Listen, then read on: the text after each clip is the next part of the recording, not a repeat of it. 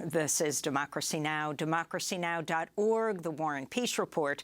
I'm Amy Goodman with Juan Gonzalez. As we turn now to a new investigation by Futuro Media that shows how U.S. border policies have created a deadly funnel that forces migrants seeking refuge into some of the deadliest terrain in the country, including the Sonoran Desert in southern Arizona. The investigation aired Friday on Latino USA, called Death by Policy, hosted by the Pulitzer Prize-winning journalist Hinojosa. This is how it begins. Dear listener, a content warning. The next few minutes are of a 911 call with a person in distress. At about 11:30 on a Monday morning in July of 2021, a woman in southern Arizona calls 911 from her cell phone. Estoy hablando de emergencia. ¿Qué clase de emergencia? ¿Estás perdida? She's in the Sonora Desert. She's all by herself. And she's lost. ¿Vienes sola o con otras personas? No, yo sola. The woman is put on hold. That's because she's a migrant crossing the border from Mexico to the United States. Then the dispatcher follows protocol and transfers her call from the local sheriff's office in Pima County, Arizona, to the U.S. Border Patrol. Okay. So I have a Mexican phone number. Ando perdida. Oiga, ayúdenme. Espéranos, Lourdes. She's begging the dispatcher to send help. Eventually, she's found and picked up by Border Patrol. But calls like this happen all the time in southern Arizona. In some cases, like this, the lucky outcome actually is the caller being located, then detained by Border Patrol, and ultimately deported. But many other times, border crossers are never rescued by Border Patrol, and they succumb to the blistering heat in the Sonora Desert. As of November of 2021, Humane Borders, a local organization, has counted nearly 4,000 people whose remains have been recovered after dying trying to cross this vast stretch of land. Many more have died and have yet to be found. That's the opening to Death by Policy, a new Latino USA podcast with Futuro Investigates. The report also looks at the work of volunteer groups that go to the most dangerous areas to search for missing people as the death toll at the border continues to rise. In this clip from Death by Policy, we meet the Blue Armadillos, a volunteer search and rescue team along the U.S.-Mexico border for people who've lost their way in the Border Patrol's Tucson sector. Again, this is Hinojosa speaking with a volunteer named Gonzalo. The Blue Armadillos say the number of people who reach out asking for help to find their missing loved ones is often just overwhelming. Lo hacemos de una forma como en poder como regresar un poquito de paz a esa familia que está desesperada buscando a su familiar. Gonzalo tells us that groups like theirs are often the last and sometimes the only resort for desperate families who say they've called Border Patrol, they've called the Mexican consulate, they've called the police, and they've gotten nowhere. Si ya pues, si se encontró con vida, que bueno, gracias a Dios. Pero si se encontró muerto, por lo menos regresa a su país. ¿Saben a dónde está? The reality is conditions on this stretch of the border are so extreme that a person can die from heat exhaustion in just days or even hours. But Gonzalo says it's important to go out and do the search anyway, even if only to help get a missing person's remains home. For more, we're joined by Hinojosa, who you just heard. She's just won the Pulitzer Prize. She's founder of Futuro Media, host of Latino USA, including their new investigative units podcast, Death by Policy, and what we're going to talk about soon, a podcast series called USA versus García Luna. She's also co-host of the podcast In the Thick. Her memoir, Once I Was You, has just been published as an adapted edition for young young readers. We are also joined by Peniley Ramírez, Emmy Award-winning investigative journalist. She's the executive producer of Futuro Investigates and the co-host of their first podcast series, USA versus García Luna. We welcome you both to Democracy Now! Maria, let's begin with you. Once again, congratulations on your remarkable series and your Pulitzer Prize. Let's talk about this new production that you are doing. Futuro Investigates, this investigative series, and particularly Death by Policy. Amy, it's great to be back with you, and hey, Juan, as well. It's great to be with you and with my co-executive producer, Peniley Ramírez.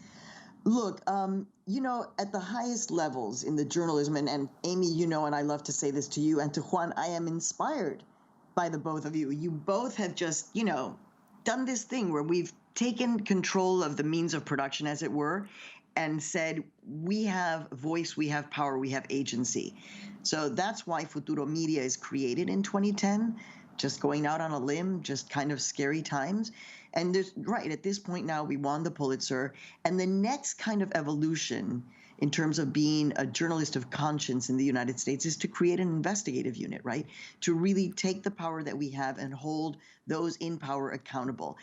And, you know, I make this joke like the movie, I Am the Captain Now. I like to say I'm 60 Minutes now, because I learned how to do investigative journalism and was inspired to do investigative journalism by 60 Minutes. But it's a different media landscape now.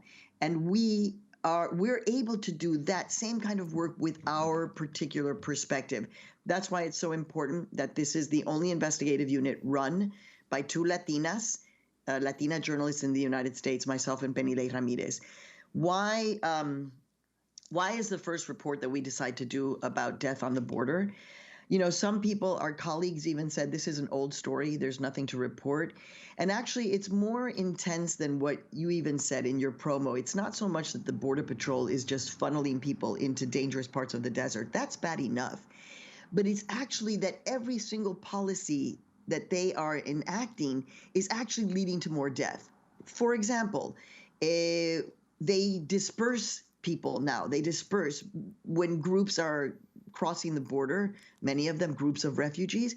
Before, the Border Patrol would round them up, that's their language, and manage them this way. Now they disperse, they send helicopters, ATVs, cars, dogs, horses, etc., to disperse the group. That means that somebody is now alone in the desert, separated, maybe with a sprained ankle. The chances of that person dying are higher. And this is just one example of the policies that they're creating, by the way, both Republicans and Democrats, a pox on both of their houses. Sadly, you know, Amy, it's not going to be a surprise to you and Juan that, you know, the Border Patrol, once they gave us a ride-along, but then after that they wouldn't speak with us. The Department of Homeland Security, Alejandro Mayorkas, would not speak with us. President Joe Biden would not speak with us. We asked to speak to President Obama, former President Clinton, former President Bush. They wouldn't speak to us. So for me, the big question is, if the United States is creating policies that are leading to death, who holds the United States accountable if they are not participants in the International Court of Tribunal of Human Rights? And this is where we are at. In the world's greatest democracy, we have policies that lead to people's death, and they know that that is the outcome they want. So what does that mean for us as a society? And I'd like to ask Peniley Ramírez, in terms of you, as part of your series, you go through the Devil's Highway. Could you talk about what the Devil's Highway is? And also this, it's been now decades that the United States has been having this policy of actually forcing migrants to go into the desert by putting up their main border wall construction around the major cities, and actually making it more and more difficult for people to cross, so that they're forced into the desert and then end up, so many of them, perishing.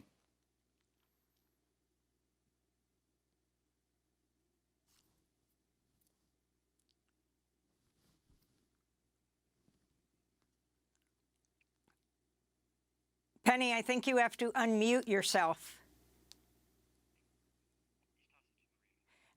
Maria, why don't we put that question to you while we fix Penny's audio?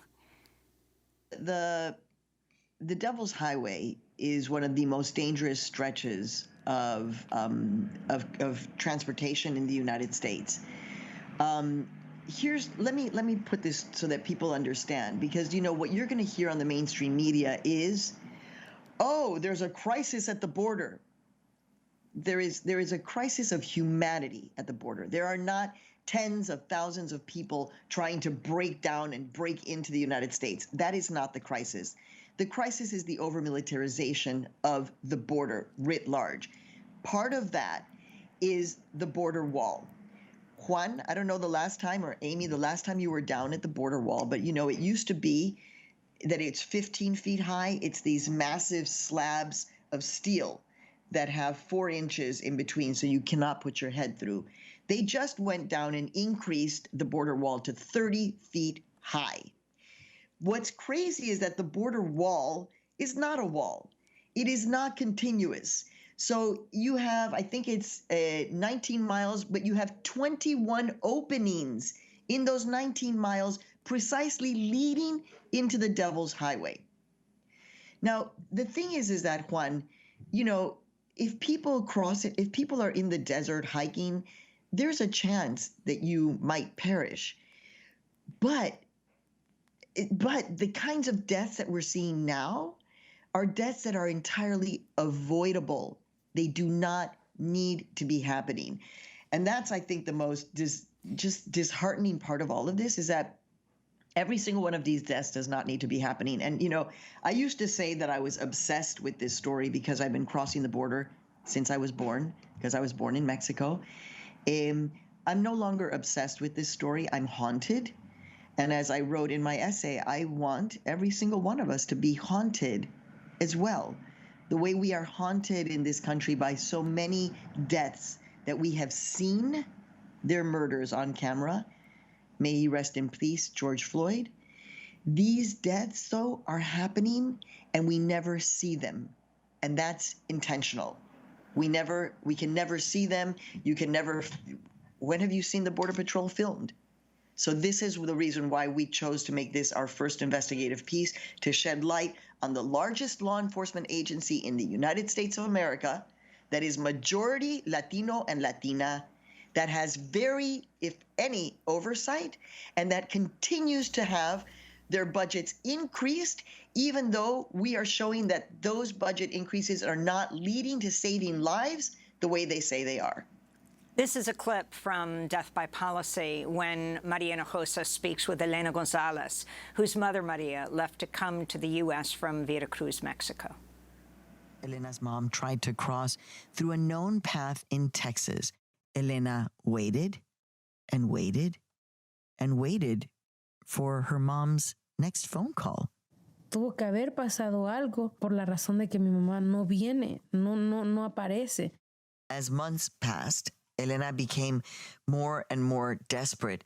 She didn't know who to call or how to ask for someone to look for her mom. ¿Cómo una persona se puede desaparecer así del mundo? Elena wondered, how could her mother disappear just like that? Ahí era que mis esperanzas iban cayendo poco a poco. She began to lose hope that she'd ever know what happened to her mother. So, Maria Hinojosa, you said you didn't get to speak with Biden. You didn't get to speak with Bush, Obama. They wouldn't speak to you. But have things changed? When did you do this interview? Under President Trump or under President Biden? And have things changed? And also address the blue armadillos. Yeah, so we did this interview under President Biden. Have things changed? No, not really, not qualitatively. As far as I'm concerned, and I have said this more than once to the Biden administration, the crisis of humanity on this border has given President Biden more than one opportunity to say it stops here on my watch. I will no longer allow the Border Patrol to exist where you are trained to be on horses with whips against Black refugees, Haitian refugees. I will no longer support and endorse a Border Patrol that lies to refugees and says we're going to take you to Miami and then you deport them to Haiti. So multiple opportunities for this president actually to break with the entire narrative of this crisis of being overrun by migrants and refugees at the borders. That is not happening. And this is an opportunity for this president to say, we're shutting down the Border Patrol. We're going to redo this entire thing because this is the largest law enforcement agency in the United States of America. The number of abuses that we document, and by the way, the number of suicides of the Border Patrol, the number of officers who are charged with corruption, the Border Patrol, the whole entire policy behind it is an opportunity for this administration to say, no más, se acabó. By the way, you know what that would do? That would guarantee his reelection. It would absolutely guarantee his reelection because immigration has been the centerpiece of the political debate, and he's done, frankly, nothing new. Your second question, I can't remember it. But the Blue Armadillos, the groups, and how so important they are. So here's what happens, Amy and Juan. The Border Patrol has all of these huge budgets and ATVs and helicopters and all of this, but somehow they can't seem to find people who are desperate.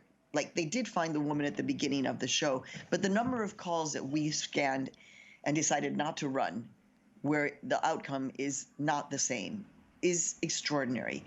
So you would think that the Border Patrol, with all of these with these agents, with everything, that they would actually be out combing the desert at all times. The desert is huge. They don't do that. You know, I've been to this border area a lot. It's not like you see Border Patrol everywhere, kind of like, no, they're not. So what does that mean? That means that human beings who get lost on the border, who are human beings like you, me, Juan, our families, there but for the grace of God go I, in this desert, in this extraordinary heat. And so you have people like the Blue Armadillos, many of them who came in the same way to the United States. Most of them are based in California. They drive twice a month from California into Arizona, and they themselves go into the desert to look for people, to look for remains. They'll get the phone call, they'll get the coordinates of the last time this person was heard from, and they will go out to do this work. And you know the money that they need to do this, because they're all volunteer, they raise it by selling tamales or by giving of their own salaries. Many of them work in construction in Southern California.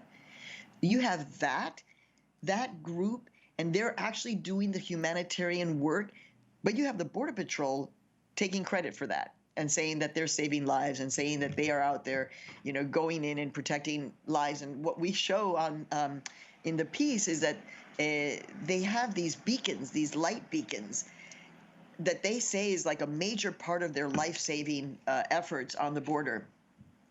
If you've been to this part of the Oregon Cactus National Pipe, you know that it's vast. And these beacons are a tiny little light that you're supposed to see from miles away. And then you get there and you push a red button and that's it. There's no water, there's no nothing there. So the Blue Armadillos are not putting beacons like they're in the middle of nowhere and saying, hey, come to us. They, on their own volition and because of their humanity, which is what I hope returns to this country, they are the ones that are doing that work. Maria, we want to get to your second series that's so astounding. We're talking to the Pulitzer Prize-winning journalist, Maria Hinojosa, she is founder of Futuro Media, and we will be joined by Peniley Ramírez, who is executive producer of this new unit, Futuro Investigates. Stay with us.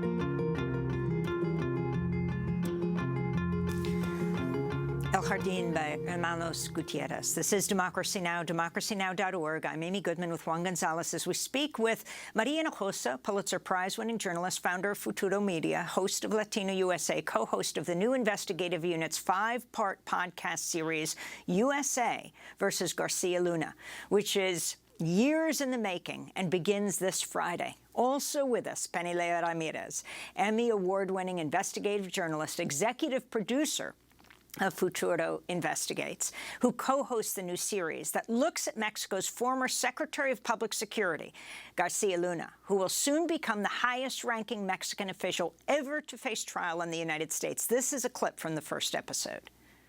So what's really striking about García Luna is that he came from a very unremarkable background, but he was able to rise to power very, very quickly.